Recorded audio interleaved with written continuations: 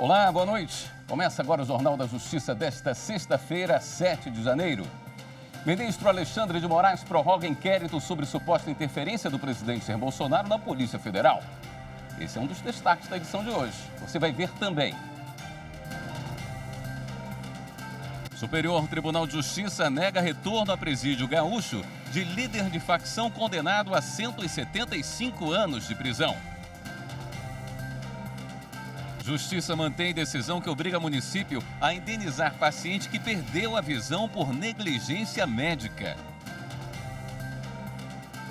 Conselho Nacional de Justiça publica norma que permite intercâmbio entre magistrados no Brasil.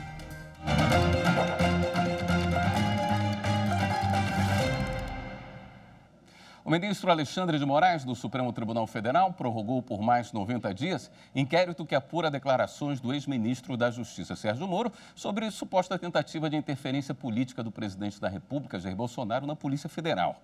A prorrogação começará a contar a partir do encerramento do prazo final anterior, dia 27 de janeiro.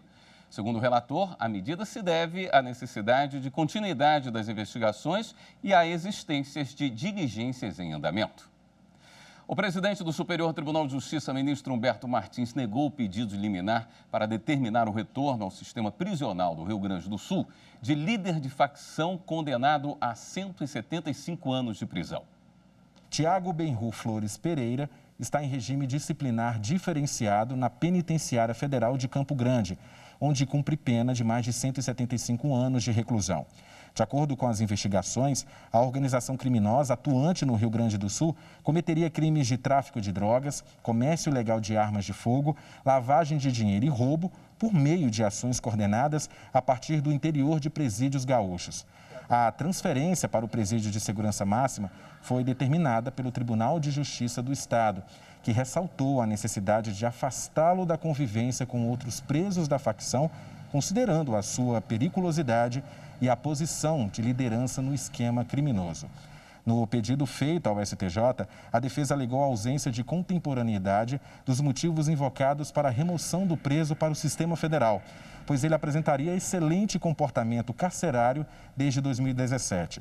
Ao negar o pedido, o ministro Humberto Martins considerou que não há flagrante ilegalidade capaz de justificar a concessão da liminar pleiteada para que o apenado retorne ao sistema carcerário gaúcho.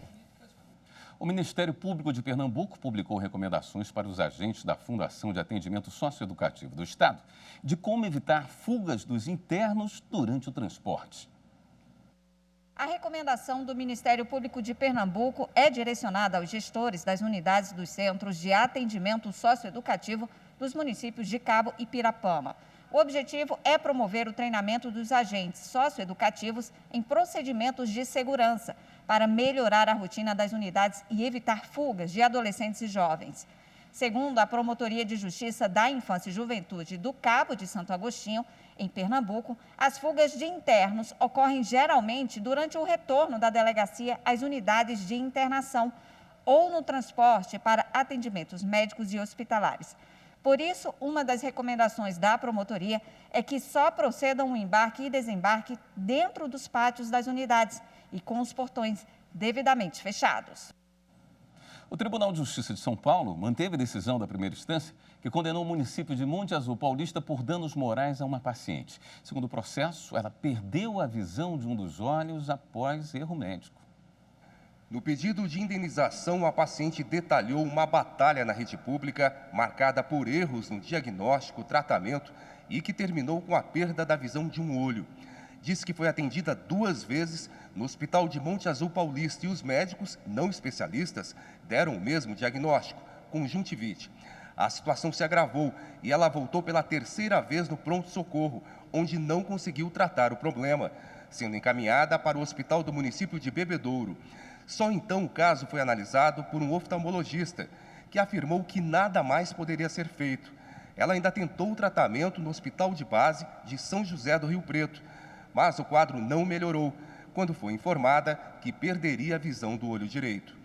O juiz de Monte Azul Paulista condenou o município por danos morais. A prefeitura recorreu alegando que não havia prova de atitude lesiva da equipe médica. O Tribunal de Justiça de São Paulo manteve a decisão da primeira instância.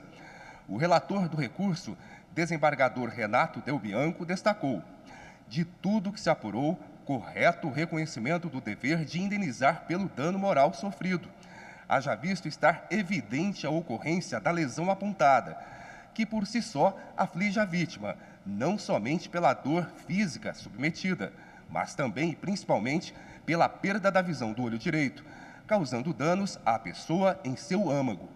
O valor da indenização foi fixado em R$30 mil. O senador Randolfo Rodrigues, da Rede, protocolou hoje um pedido no Supremo Tribunal Federal para que a Corte proíba o presidente Jair Bolsonaro de espalhar fake news sobre a vacinação infantil contra a Covid-19. No documento, o senador cita várias declarações dadas pelo presidente nesta semana com críticas à Anvisa e contra a imunização das crianças de 5 a 11 anos. O parlamentar pede que seja cobrada uma multa de R$200 mil caso o presidente insista nesse tipo de declaração. O documento foi apresentado no âmbito do inquérito aberto pelo Supremo para apurar a disseminação de notícias falsas e ameaças à Corte. E veja a seguir, STF institui programa de integridade para prevenir e punir irregularidades e desvios éticos. Voltamos já.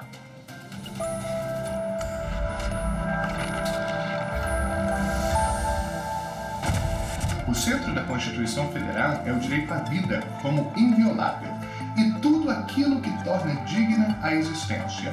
A segurança, as normas do trabalho, a economia justa, a proteção das nossas crianças e adolescentes, o amparo às nossas famílias, a saúde e muito mais. Por isso, quanto mais a Constituição for conhecida e cumprida, mais perto nós estaremos da nação próspera em que todos nós sonhamos viver.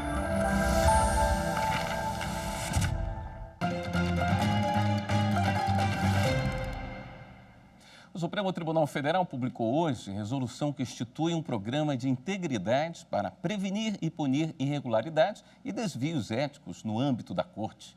O repórter Renato Rosa tem os detalhes para a gente ao vivo. Oi, Renato. Boa noite. Boa noite, William. Boa noite a todos. Com esse programa, o Supremo quer aprimorar os controles internos e os canais de denúncia.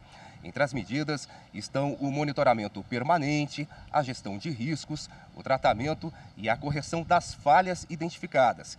E ainda a capacitação de todos os colaboradores envolvidos no trabalho. São instrumentos necessários para combater condutas ilícitas no tribunal. O presidente do STF, ministro Luiz Fux, destacou que a integridade é essencial para a governança, porque protege o interesse público sobre o privado e contribui para o aumento da confiança da sociedade, no Estado e nas instituições. William. Obrigado, Renato. O Conselho Nacional de Justiça lançou o programa Visão Global do Poder Judiciário, que permitirá o intercâmbio de magistrados entre os tribunais de todo o país. A iniciativa vai possibilitar que os juízes tenham contato com a realidade de diferentes órgãos do Poder Judiciário, desde que no mesmo ramo de atuação. O Conselho Nacional de Justiça criou o programa Visão Global do Poder Judiciário para a troca de experiências entre os tribunais e melhorar os serviços prestados pela Justiça. O juiz, desembargador ou ministro pode trabalhar em outro tribunal pelo prazo máximo de 6 meses. Para participar do programa, o tribunal de origem deve liberar o magistrado e o tribunal de destino concordar com a transferência. O magistrado não pode ter nenhuma punição nos últimos 12 meses, nem estar no período exigido para ficar no seu tribunal por causa de remoção ou promoção anterior. A transferência não muda o vínculo do magistrado com o tribunal de origem, que continua responsável pelo pagamento do salário e dos adicionais. O programa não permite o pagamento de auxílio moradia e ajuda de custo, a não ser que o magistrado preencha as exigências previstas na legislação. Quanto à conduta do magistrado, o tribunal de origem deve receber informações do tribunal anfitrião sempre que for necessário. O juiz, desembargador ou ministro não poderá ser removido pelo tribunal de destino, a não ser quando o próprio magistrado pedir. O Conselho Nacional de Justiça também disponibilizou a primeira versão do painel de monitoramento da Estratégia Nacional do Poder Judiciário, com índices de todos os tribunais. No painel foram publicados indicadores de desempenho associados a cada um dos macrodesafios estabelecidos para todos os tribunais na Estratégia Nacional do Poder Judiciário para os anos de 2021 até 2026. A ferramenta permite pesquisar dados como índices de agilidade e produtividade na prestação jurisdicional, enfrentamento à corrupção, prevenção de litígios e promoção da sustentabilidade. No painel é possível ver indicadores amplos de todo o Poder Judiciário, por segmento da Justiça ou por tribunal. O painel de indicadores de desempenho foi elaborado no âmbito do programa Justiça 4.0 e desenvolvido de forma colaborativa pelas unidades técnicas do CNJ em conjunto com a rede de governança do Poder Judiciário. Além disso, é resultado de uma parceria entre o CNJ, o Programa das Nações Unidas para o Desenvolvimento, o PNUD, e o Escritório das Nações Unidas de Serviços para Projetos. Em um ano e meio, acordo de cooperação técnica entre o Superior Tribunal de Justiça e a Advocacia Geral da União otimiza a tramitação processual e evita a interposição de mais de 468 mil processos.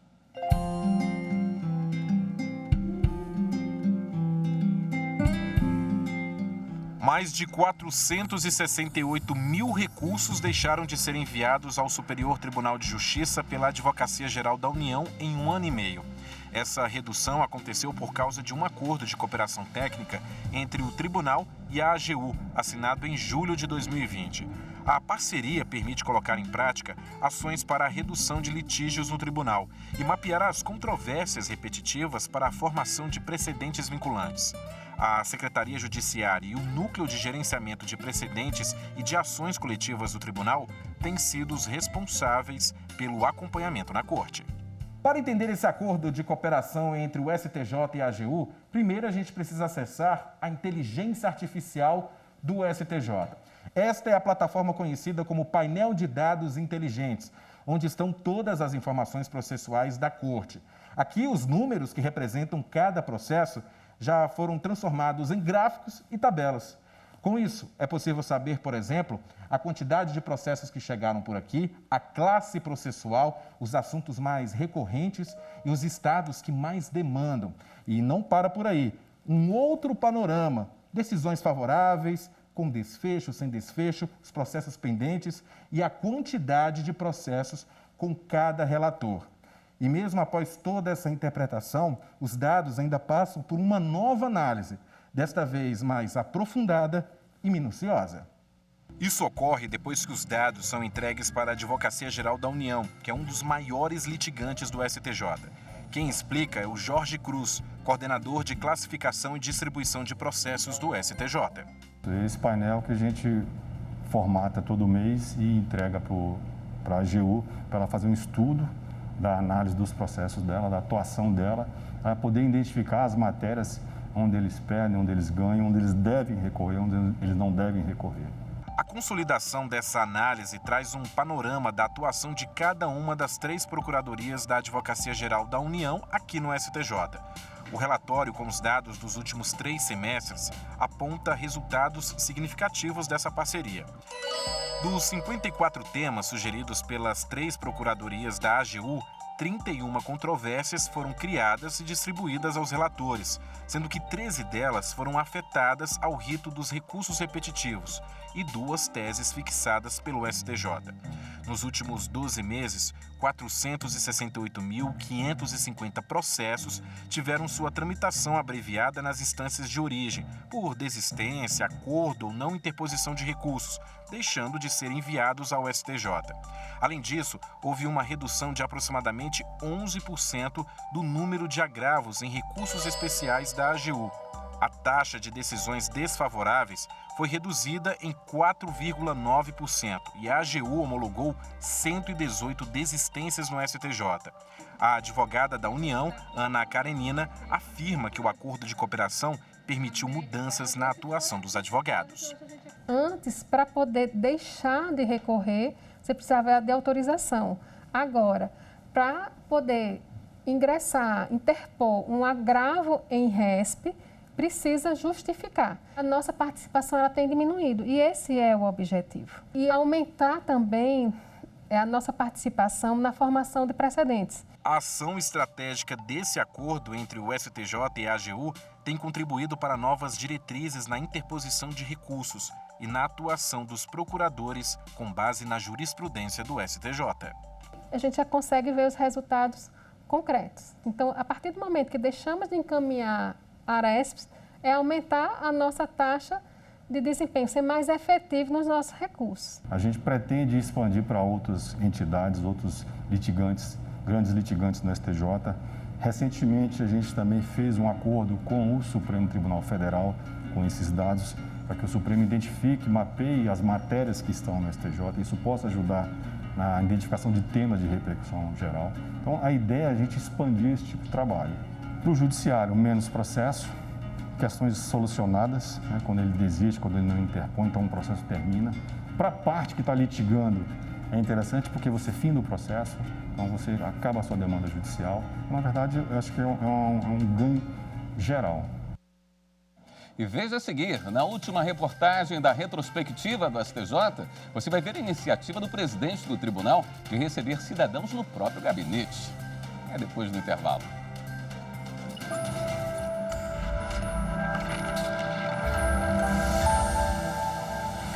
A Constituição desempenha um papel central na democracia e na proteção dos direitos dos cidadãos, além de limitar os poderes dos governantes. A Constituição visa transformar a realidade social através de suas normas.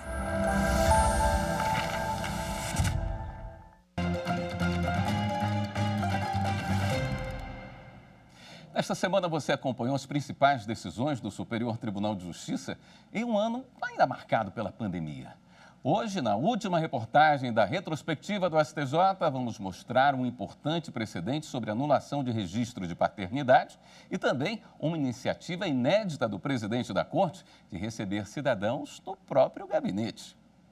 Apesar dos desafios em 2021, o STJ seguiu o ritmo de julgamentos e novamente atingiu a meta de julgar mais processos do que os recebidos, dando um ponto final a questionamentos de milhares de cidadãos. Em um desses julgamentos, em novembro, a terceira turma decidiu que a ausência de vínculo socioafetivo e o vício de consentimento autorizam a anulação do registro de paternidade.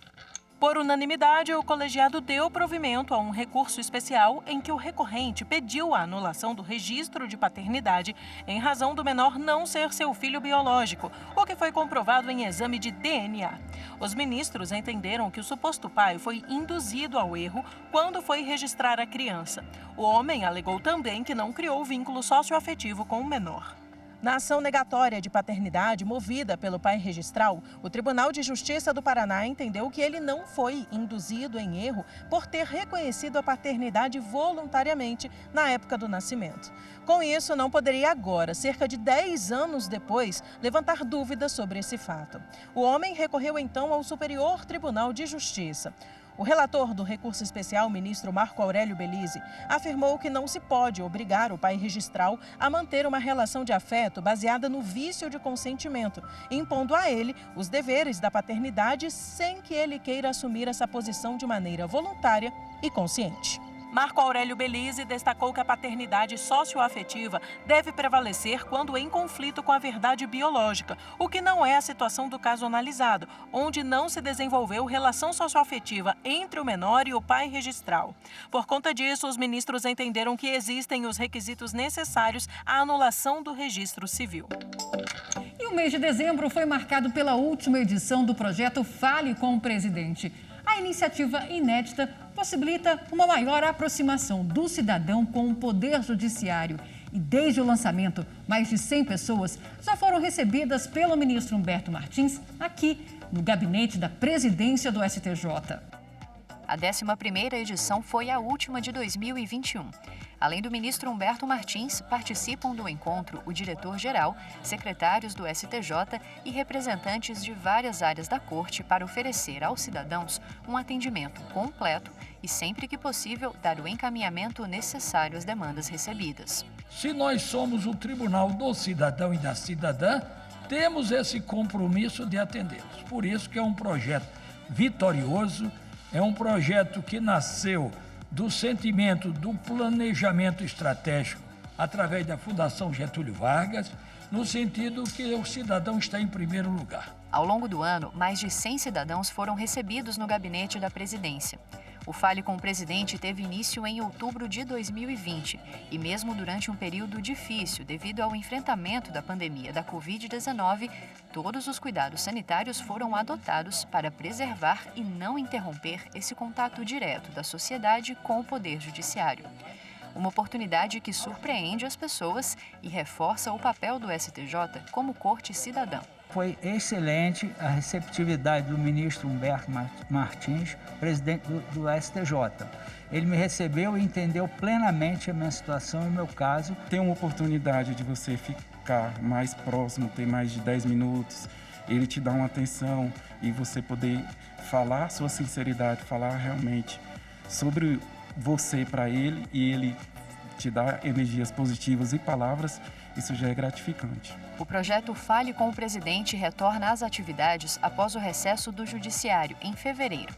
Mas quem quiser participar já pode enviar uma solicitação para o e-mail falecomopresidente@stj.jus.br.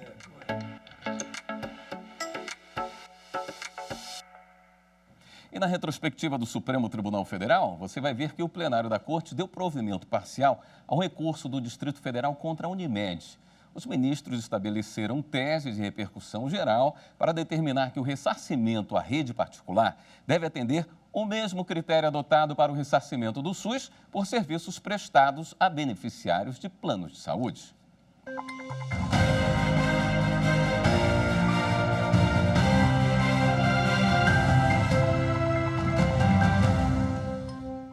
O recurso do Distrito Federal é contra a decisão do Tribunal de Justiça, que obrigou o governo a pagar pelos serviços de saúde prestados a um paciente na rede privada, após determinação judicial.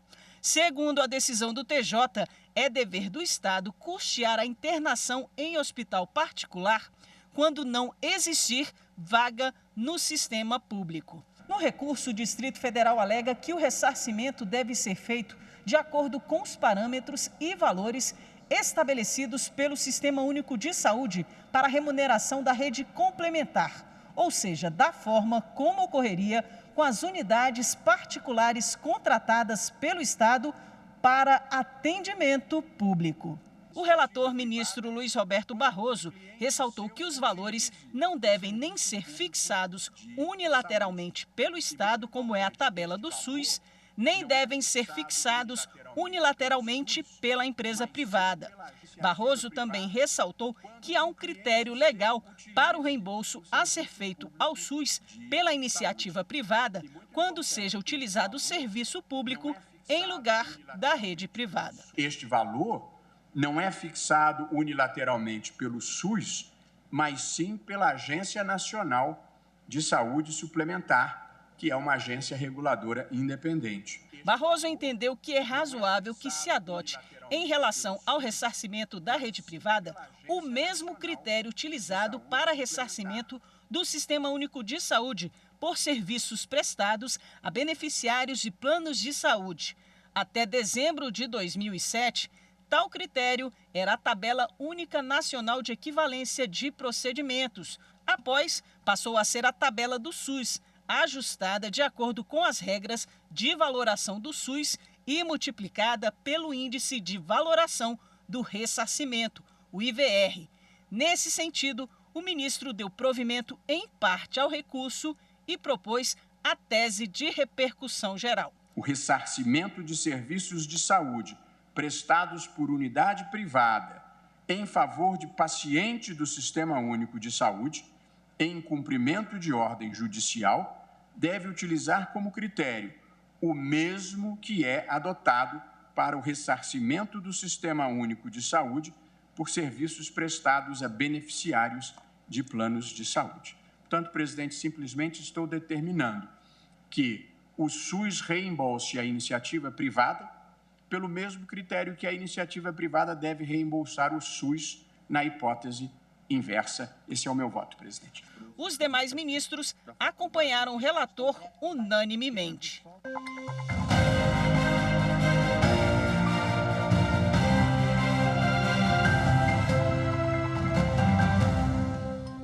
E o Jornal da Justiça de hoje fica por aqui. Uma boa noite para você, um ótimo fim de semana.